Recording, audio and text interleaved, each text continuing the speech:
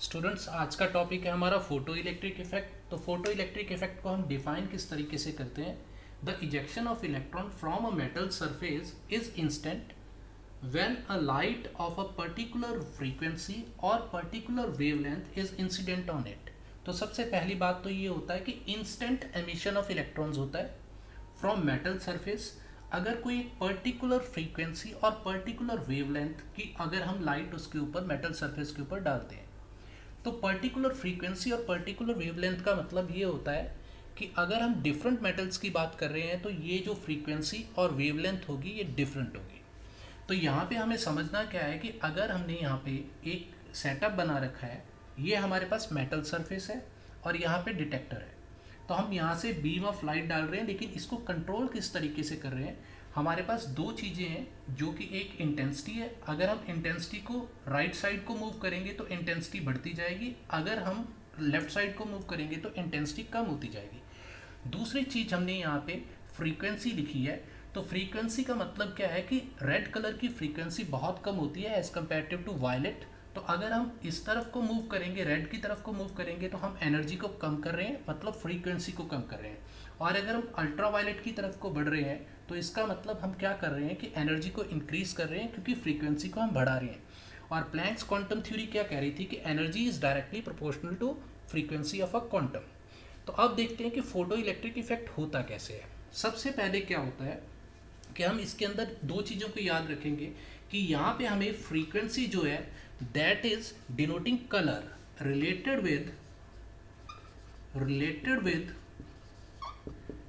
Colour. तो हमारे पास जो इंटेंसिटी है वो किस चीज़ के साथ है। इंटेंसिटी जो हम लिख रहे हैं वो किसके साथ रिलेटेड है, that is related with brightness of light. तो ये ब्राइटनेस को डिनोट करेगी। तो ये एम्पलीट्यूड के ऊपर डिपेंड करती है। तो अब हम देखते हैं कि हमारे पास जो सेटअप है उसके अंदर अगर हम चेंज करते हैं तो किस तरीके का हमें फोटो इलेक्ट्रिक इफेक्ट देखने को मिलता है। तो फोटो इलेक्ट्रिक इफेक्ट के लिए सबसे पहला इंपॉर्टेंट पॉइंट ये होता है कि अगर हम इधर को मूव कर रहे हैं रेड से ऑरेंज, येलो, ग्रीन, तो डिफरेंट कलर्स जो डिफरेंट मेटल्स होंगे उनके लिए डिफरेंट फ्रीक्वेंसी होगी। तो एक ऐसा पॉइंट आएगा, आप हाइपोथेटिकली कोई भी एक पॉइंट मान लो कि हम वायलेट और इंडिगो के बीच में थे, तो हमारे पास इतनी एनर्जी ऑफ लाइट थी, मतलब कि फ्रीक्वेंसी ऑफ लाइट थी कि हमारा यहाँ से इलेक्ट्रॉन जो थे वो एमिट होने शुरू हो गए। तो अब हम जिस पॉइंट पे आके, जिस फ्रीक्वेंसी के ऊपर आके हमारे जो मेटल का सरफेस था उसने इजेक्शन ऑफ इलेक्ट्रॉन्स किया, हम उसको क्या कहते हैं, that is known as threshold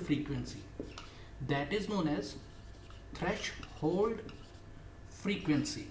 तो हमारे पास क्या होता है कि थ्रेशहोल्ड फ्रीक्वेंसी को हम न्यू नॉट से डिनोट कर देंगे। तो हमारे पास पहला पॉइंट तो ये है कि इससे अगर हम कम एनर्जी को रखेंगे, मतलब फ्रीक्वेंसी को कम रखेंगे, तो हमारे पास मेटल से इलेक्ट्रॉन की इजेक्शन नहीं होगी। दूसरा पॉइंट जो फोटो इलेक्ट्रिक इफेक्ट के अंदर इंपॉर्टेंट है वो क्या होता है कि अगर देखो कि हम फ्रीक्वेंसी को बढ़ाते जाते हैं, क्योंकि आगे हमें दो ग्राफ स्टडी करने होंगे, तो अगर हम फ्रीक्वेंसी को इस तरफ को और एनर्जी को बढ़ा देंगे तो हमारा क्या इलेक्ट्रॉन्स ज़्यादा निकलने शुरू हो जाएंगे, यहाँ से ज़्यादा इमिट होंगे? तो नहीं, ऐसा नहीं होगा। इलेक्ट्रॉन्स अगर हम इससे फ्रीक्वेंसी को बढ़ाते हैं, मतलब कि एनर्जी को इंक्रीज करते हैं, तो हमारे पास होगा क्या कि अगर हम अल्ट्रा वायलेट पे भी ले आएंगे तो इस मेटल के अंदर ejection of number of electrons तो उतने ही रहेंगे, लेकिन उनके अंदर क्या होगा कि अगर हम फ्रीक्वेंसी से, जो थ्रेशहोल्ड फ्रीक्वेंसी है, अगर हम उससे इंक्रीज कर देते हैं एनर्जी को, मतलब फ्रीक्वेंसी को इंक्रीज कर देते हैं, तो हमारे पास जो काइनेटिक एनर्जी होगी ऑफ इलेक्ट्रॉन वो इंक्रीज कर जाएगी।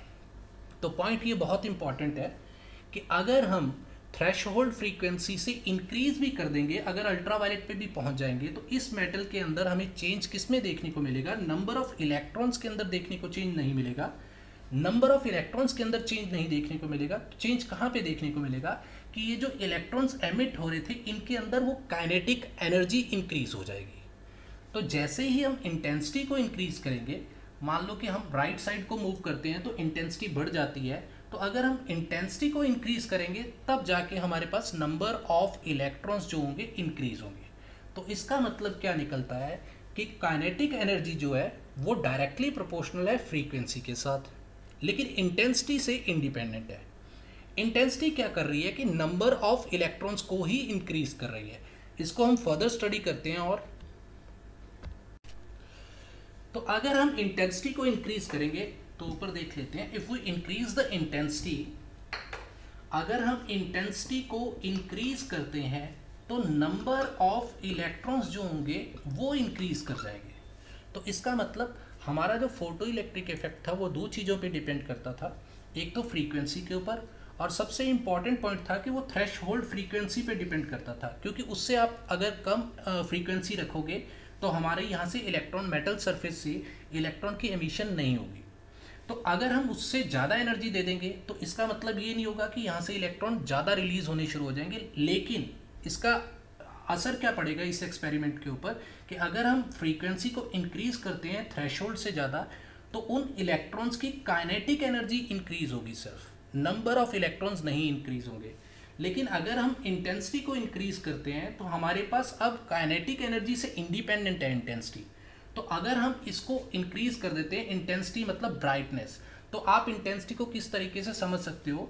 फॉर एग्जाम्पल, अगर आप अपने टीवी के अंदर कलर्स को चेंज कर रहे हो तो इसका मतलब आप क्या कर रहे हो कि रेड से अगर ऑरेंज कलर कर रहे हो, येलो कर रहे हो, तो इसका मतलब आप फ्रीक्वेंसी के अंदर चेंज कर रहे हो।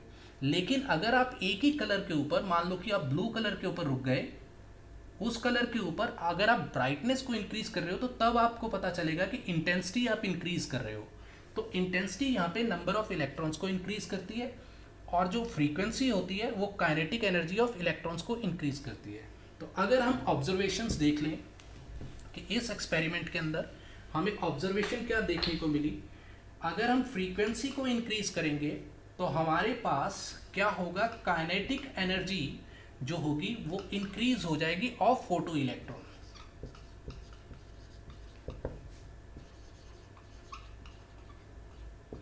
तो हमारे पास जो भी इलेक्ट्रॉन यहां से एमिट हो रहा है, अगर हम फ्रीक्वेंसी को इंक्रीज करेंगे तो उसका मतलब क्या निकलेगा कि उस इलेक्ट्रॉन की काइनेटिक एनर्जी इंक्रीज होगी।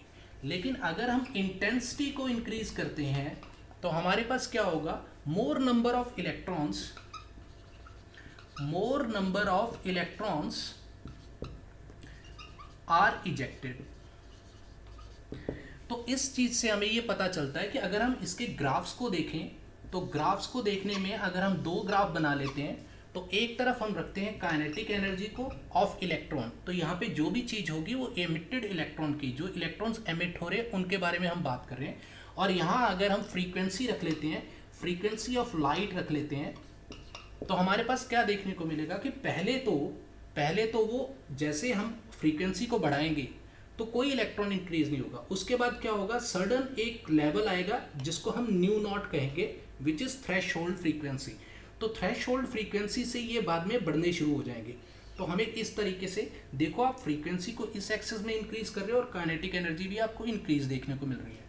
लेकिन अगर आप इंटेंसिटी के अगेंस्ट ग्राफ को बनाते हो काइनेटिक एनर्जी के साथ, तो देखो आप इंटेंसिटी को जैसे ही इंक्रीज करोगे, ब्राइटनेस को आप जैसे इंक्रीज करोगे, तो आपको काइनेटिक एनर्जी के अंदर कोई चेंज देखने को नहीं मिलेगा। यही फोटो इलेक्ट्रिक इफेक्ट जो था उसका इंपॉर्टेंट पॉइंट था। तो अगर हम इसको देख लें कि किस तरीके से प्लैंक्स क्वांटम थ्योरी ने जैसे एक्सप्लेन किया था फोटो इलेक्ट्रिक इफेक्ट को, तो उसके अंदर आप देखोगे कि प्लैंक्स क्वांटम थ्योरी क्या थी, energy is directly proportional to frequency of a quantum, means कि E is directly proportional to frequency of a quantum, तो E is equal to H nu. तो अगर हम देखें कि इस थ्योरी को मतलब कि हम अपने फोटो इलेक्ट्रिक इफेक्ट के अंदर पुट करते हैं, तो हमारे पास H nu is equal to H nu naught plus kinetic energy, इस तरीके का फॉर्मूला बनता है। क्योंकि अगर हम एनर्जी को इंक्रीज कर रहे हैं तो ये फॉर्मूला क्यों बना बच्चे, अगर हम काइनेटिक एनर्जी को इंक्रीज कर रहे हैं मतलब फ्रीक्वेंसी को इंक्रीज कर रहे हैं, तो इसका मतलब क्या हो रहा है कि हम सीधा सीधा एनर्जी को इंक्रीज कर रहे हैं।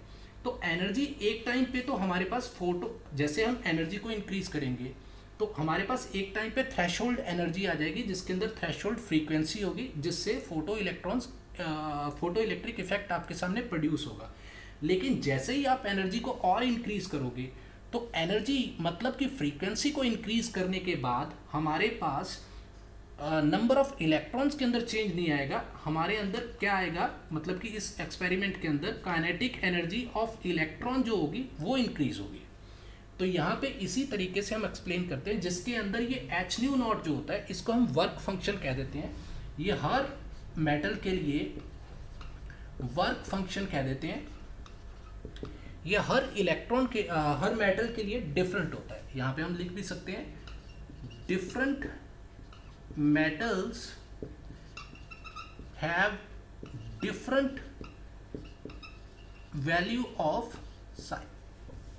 तो यही था फोटो इलेक्ट्रिक इफेक्ट। तो एक बार मैं आपको फिर से एक्सप्लेन कर देता हूँ कि हमने क्या किया कि लाइट को मेटल सरफेस के ऊपर एमिट किया, हमने और हमारे पास क्या आया